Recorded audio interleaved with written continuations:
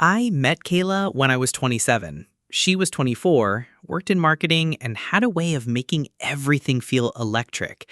We moved fast. Within a year, we were married. I was already working a stable job as an IT consultant.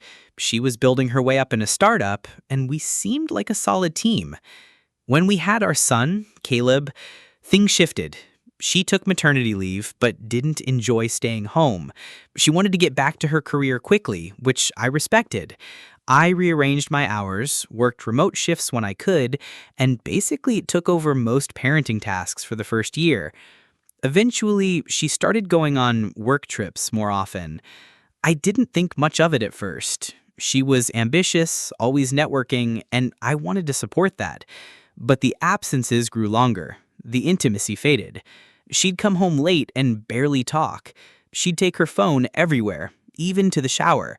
When I asked if something was going on, she said I was paranoid and controlling. Then one night, I woke up around 2 a.m. and she wasn't in bed. I found her in the kitchen on FaceTime, whispering and laughing. She quickly shut her laptop when I walked in.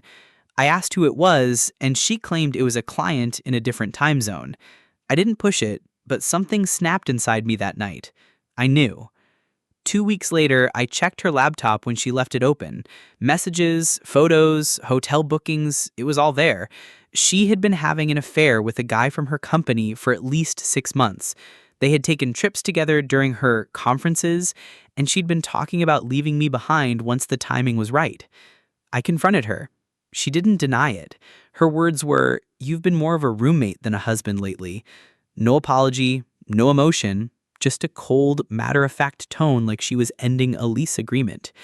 I packed a bag and left that night. Stayed with my brother while I tried to figure out my next move. I still saw Caleb every other day. I insisted on that. But a few weeks later, she served me with divorce papers and requested full custody, claiming I was unstable and inconsistent. That's when everything turned ugly. I couldn't afford a top-tier lawyer like she could. She had the money, the connections, and this polished image of being a professional working mom. Meanwhile, I had just moved into a one-bedroom apartment and was barely staying above water financially. Still, I wasn't going to let her take my son. I started building everything I could. Proof that I'd been the primary caregiver, medical records with my name on them, school emails addressed to me, even texts where she admitted to being away most of the time.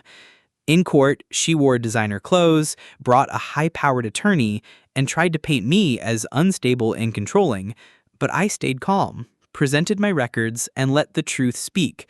I had friends and daycare staff testify that I was the one consistently picking Caleb up, handling everything at home.